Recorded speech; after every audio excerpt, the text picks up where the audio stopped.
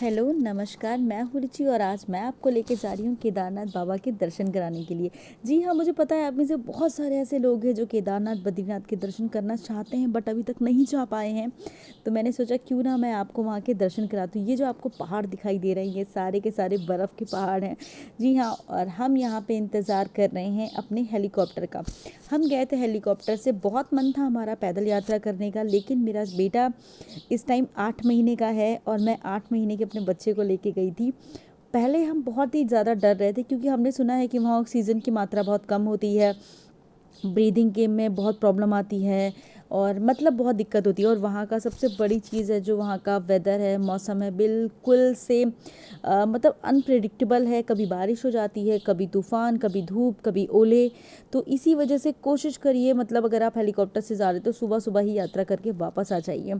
तो मैं आपको यहाँ पे दिखा रही हूँ कि हेलीकॉप्टर से जब आप ऊपर से देखोगे नीचे मीलों अंदर, जो आपको ये जो घाटी है ना, इतनी खूबसूरत लग रही है कि मैं आपको बता नहीं। ये छोटे छोटे से जो गांव हैं वो आपको पूरे क्रॉस करने पड़ेंगे। अगर आप पैदल जाते हो तो आपको बहुत ज़्यादा टाइम लग जाएगा, बट हेलीकॉप्टर से अगर हम जाते हैं तो हमें 7 या 8 मिनट लगे थे। और ये इनको कहते हैं सीढ़ीदार खेत। जी हाँ, जैसे कि पहाड़ों में खेती होती है ना, तो ये हैं वहाँ के खेत, सीढ़ीदार वाले खेत। और अभी जहाँ से हेलीकॉप्टर उतारता है वहाँ से भी आपको कुछ नहीं तो कम से कम 1 किलोमीटर की यात्रा तो पैदल करनी पड़ेगी। लेकिन वो आपका प्लेन है, पहाड़ नहीं है यहाँ पे, तो इसलिए चल सकते हैं। लेकिन जैसे कि मेरे साथ मेरा बच्चा है तो उसको लेके यहाँ तक चलना थोड़ा सा मुश्किल था। लेकिन अगर आपकी एज हो गई है तो जगह जगह जैसे आप देख रहे हो ना, आगे पिट्ठू वाले भैया जी जा रहे हैं, आप पिट्ठू कर सकते हो। आप पिट्ठू कर सकते हो अगर आप हेलीकॉप्टर से भी गए हो, उसके बाद भी अगर आप नहीं चल पा रहे हो तो आप पिट्ठू कर सकते हो। ये जो आप दृश्य देख रही हो सुबह का, मुश्किल से इस टाइम पौने 6-7 बजा होगा और धूप बिल्कुल चटक के निकल के आ गई थी। और ये दिन मैं आपको बता दूं तो ये 23 या 24 मई का दिन है। 2019 जब हम गए थे, 2020 में तो कोरोना चल रहा है, लेकिन हमारा सपना था कि मतलब नेक्स्ट ईयर ज़रूर जाएंगे। इस साल जाने वाले थे बट हम नहीं जा पाए। ये हमारा बैड लक है, बट कोई बात नहीं, देखते हैं कोरोना ख़त्म कब होता है फिर हम जाते हैं। जैसे ही आप यहाँ पे कदम रखोगे ना, आपको ऐसा फील होगा कि आप सच में कहीं स्वर्ग में आ गए हो। जो आप सुनते हो ना कि मैंने सुना है कि यहाँ से ना जो हवा आती है वो स्वर्ग से आती है। सच में ऐसी बात है, यहाँ पे कुछ जादू है, कुछ ऐसी चीज़ है जो आपको यहाँ पे खींचती है। मेरे साथ तो ये हुआ है कि जब से मैं यहाँ होके आई हूँ मेरा दिल वहीं पे ऐसा लगता है कि वहीं बस गया है। मुझे केदारनाथ बाबा दोबारा जाना है, ऐसा है। सामने हमें मंदिर दिखाई दे रहा है, सामने बिल्कुल मंदिर है। और जैसे कि आपको पता है 2013 या 14 में जो बहुत बड़ा वो त्रासदी आई थी जिसमें केदारनाथ धाम पूरी तरीके से तबाह हो गया था। अभी धीरे धीरे अपने रास्ते पे आ चुका है, धीरे धीरे कुछ पहले से मकान बन चुके हैं, बट बहुत ज़्यादा यहाँ पे दुकानें नहीं मिलेंगी, आपको कुछ नहीं मिलेगा। और पैदल यात्री आप ये सोचो 17-18 किलोमीटर यात्रा करते करते चले आते हैं और लाइन लगी होती है कम से कम 2-2, 3-3 किलोमीटर की। लेकिन एक श्रद्धा ही है जो हमें यहाँ तक पहुँचाती है। और साइड साइड आपको पूरी बर्फ़ देखने को ये मिल रही है, क्योंकि आपको पता ही है कि ये साल के 6 महीने तो ये जो मंदिर है वो बर्फ़ में रहता है। अभी ये मंदिर के अंदर का बहुत जरा सा आप दर्शन कर पाओगे, क्योंकि यहाँ कैमरा अलाउड नहीं था। बट मैं लेके गई थी, लेकिन जैसे ही मैंने पढ़ा कि यहाँ कैमरा अलाउड नहीं है तो मैं वहाँ नहीं गई। तो चलिए, अभी ये आपको सामने दिखाई दे रही है भीमशिला और ये मंदिर है। मंदिर के बारे में अगर हम बात करते हैं तो पंच केदार की कथा ऐसी कही जाती है कि महाभारत के युद्ध में विजयी होने पर पांडव भ्रात हत्या के पाप से मुक्ति पाना चाहते थे, इसलिए वे भगवान शंकर का आशीर्वाद पाना चाहते थे। लेकिन वे उन लोगों से रुष्ट थे। भगवान शंकर के दर्शन के लिए पांडव काशी गए, पर वहां उन्हें वो नहीं मिले। वे लोग उन्हें खोजते खोजते हिमालय पे आ गए। भगवान शंकर पांडवों को दर्शन नहीं देना चाहते थे, इसीलिए वे वहां से अंतर्धान होकर केदार में जा बसे। दूसरी ओर पांडव भी लगन के पक्के थे, वे उनका पीछा करते करते केदार पहुंच गए। भगवान शंकर ने तब बैल का रूप धारण कर लिया और वे अन्य पशुओं से जा मिले। पांडवों को संदेह हो गया था, अतः भीम ने अपना विशाल रूप धारण कर 2 पहाड़ों पर पैर फैला दिया था। अन्य सब गाय बैल तो निकल गए, पर शंकर रूपी बैल पैर के नीचे जाने को तैयार नहीं हुआ। भीम बलपूर्वक इस बैल पर झपटे, लेकिन बैल भूमि में अंतर्धान होने लगा। तब भीम ने बैल की त्रिकोणात्मक पीठ का भाग पकड़ लिया।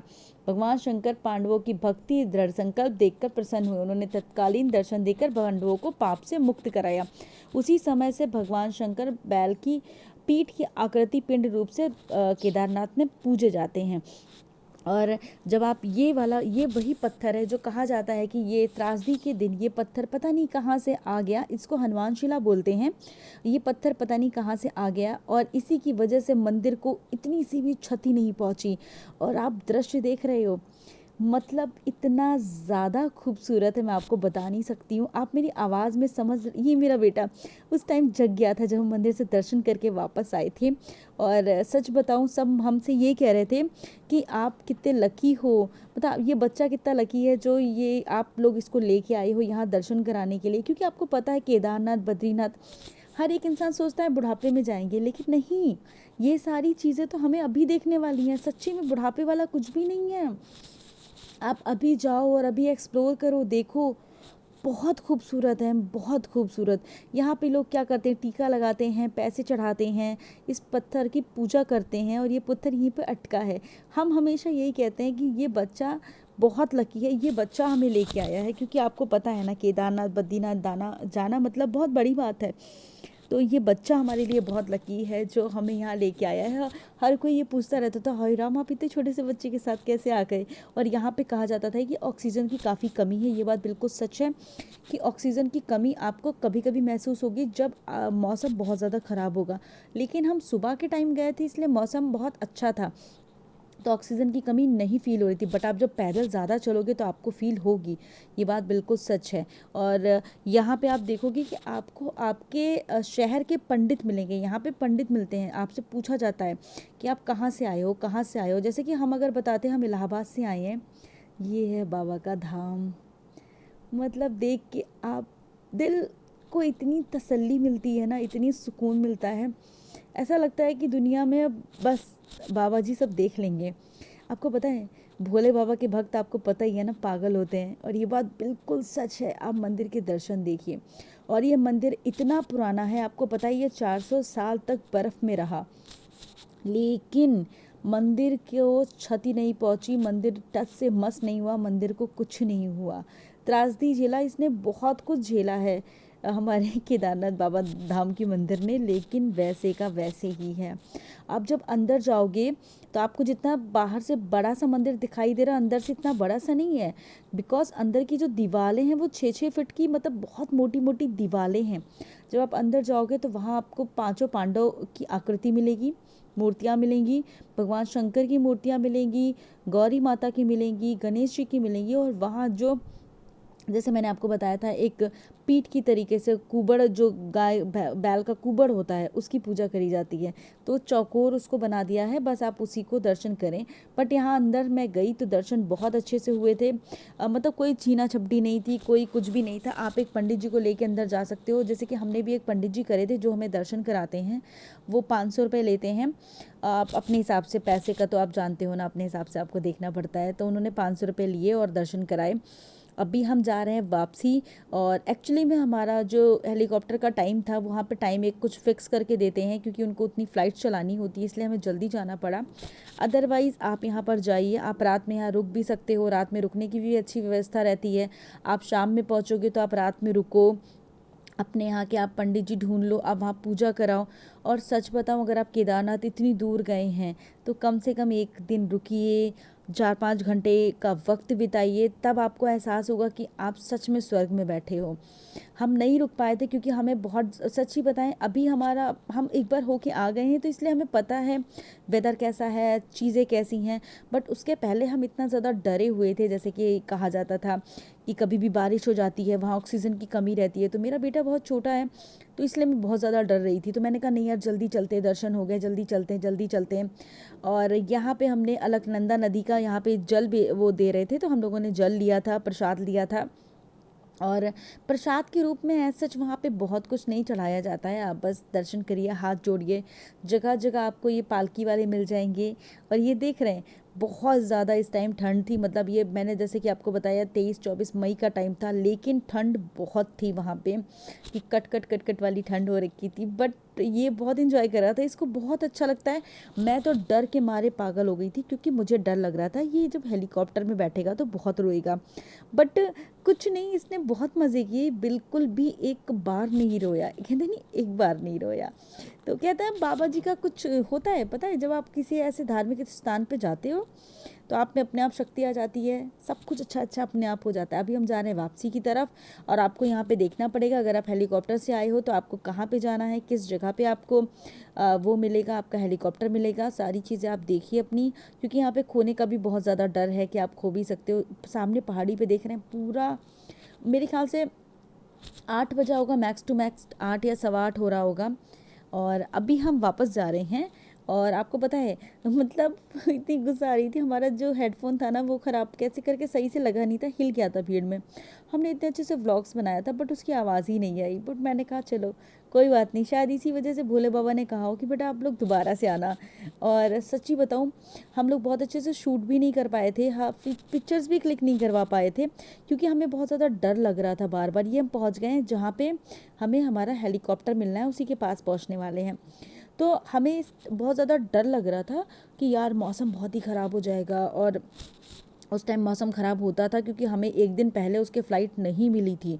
मतलब एक दिन पहले ये हाल था कि हमारा अब नंबर आएगा करते करते दोपहर का 12 से 1 बज गया और 1 बजे के बाद कोई भी फ़्लाइट नहीं जा रही थी, क्योंकि बहुत ज़्यादा मौसम ख़राब था, यहाँ पे बारिश हो रही थी। आप जहाँ पे रहते हो गौरीकुंड, वहाँ से तो आपको पता नहीं चलेगा, बट यहाँ जब आप दूर इस पहाड़ी पे देखोगे तो आपको पता चलेगा, काली काले बादल यहाँ दिखाई देते हैं। तो जब यहाँ बारिश हो रही है तो वहाँ से लैंड नहीं हो सकता। ये पानी आप देख रहे हो बिल्कुल इतना सफ़ेद, मतलब इतना प्योर पानी कि पूछो नहीं। और यहाँ आप देखोगे तो आपको 80-80 साल के बुज़ुर्ग भी दिखाई देंगे जो यहाँ पे आए हैं यात्रा करने के लिए। यहाँ पे आपको रहने का भी कॉटेज मिल जाएंगे, रहने की भी काफ़ी जगह रहती है कि अगर आप रात में पहुँचे हो तो आप आराम से रुक सकते हो। और अभी धीरे धीरे हम नीचे की तरफ जा रहे हैं। मैंने आपको जैसे कि बताया कि 1 किलोमीटर तक तो हम पैदल चल ही आए थे।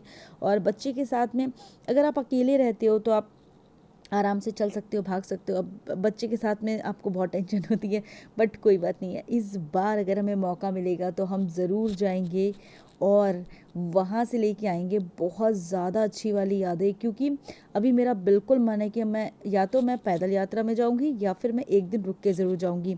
आप कहीं भी यात्रा पे जाते हो तो प्लीज़ ये जो छड़ी होती है ना, ये ज़रूर ले लें, क्योंकि छड़ी लेने से पता है क्या आराम मिलती है कि जब आप चढ़ाई कोई भी करते हो ना तो आपकी बॉडी पे बहुत कम प्रेशर पड़ता है, और जब उतारते हो ना कहीं से भी तो ये छड़ी जो है ना ब्रेक का काम करती है। तो अगर आपकी उम्र कम है और आपको छड़ी लेने में शर्म आ रही है तो प्लीज़ शर्माने की कोई ज़रूरत नहीं है, आप छड़ी ज़रूर ले लो। छड़ी से बहुत आराम, क्योंकि हम वैष्णो देवी गए हैं 3 बार, और हम छड़ी लेके जब वैष्णो देवी, मतलब आप एक बारी ज़रूर देखिएगा, छड़ी लेके चलने से ना जब आप चढ़ाई करते हो तो आपको ना वो ताकत कम लगानी पड़ती है, और जब उतरते हो तो छड़ी एक ब्रेक का काम करती है। तो आप अगर छड़ी लोगे तो आपको अच्छे से, मतलब ज़्यादा तकलीफ़ नहीं होगी। यहाँ पे नीचे वही अलकनंदा नदी बह रही है, जिस नदी की वजह से ही तबाही आई थी। जैसे कि मैंने आपको उस टाइम पे दिखाया था, केदारनाथ जो पानी आया था वो ऊपर से आया था, और यहाँ पूरा यही नदी ने बहुत ज़्यादा विकराल रूप ले लिया था, कि जिसकी वजह से हज़ारों लोगों की डेथ हो गई, लाखों लोग लापता हो गए।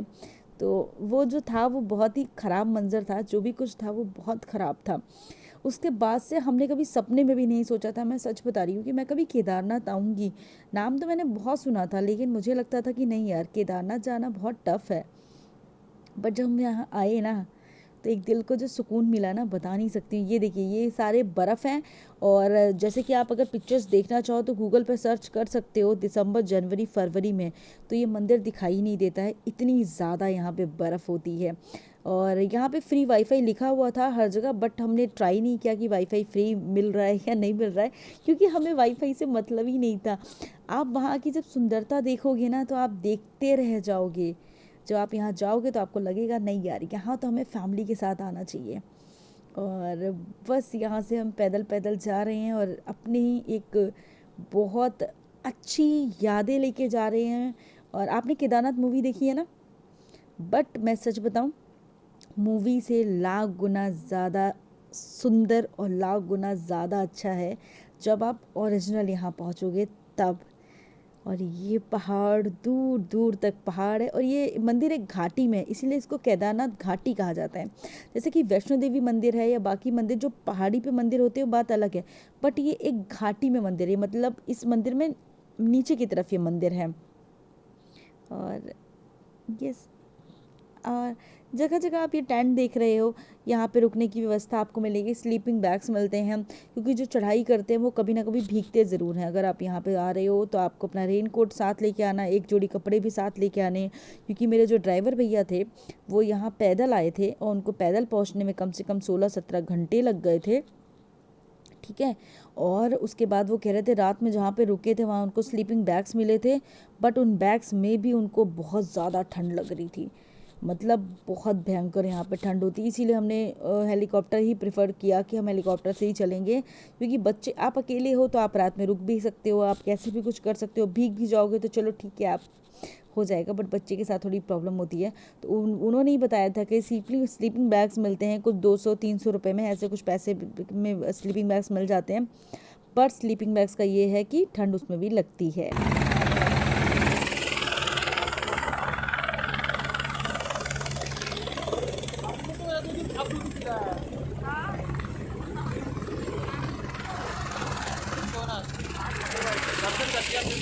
बस अब हम लोगों का नंबर आने वाला है, इसके बाद मतलब कि हम लोग तो 9 बजे तक वापस पहुंच जाएंगे, 8:30 9 बजे पहुंच जाएंगे।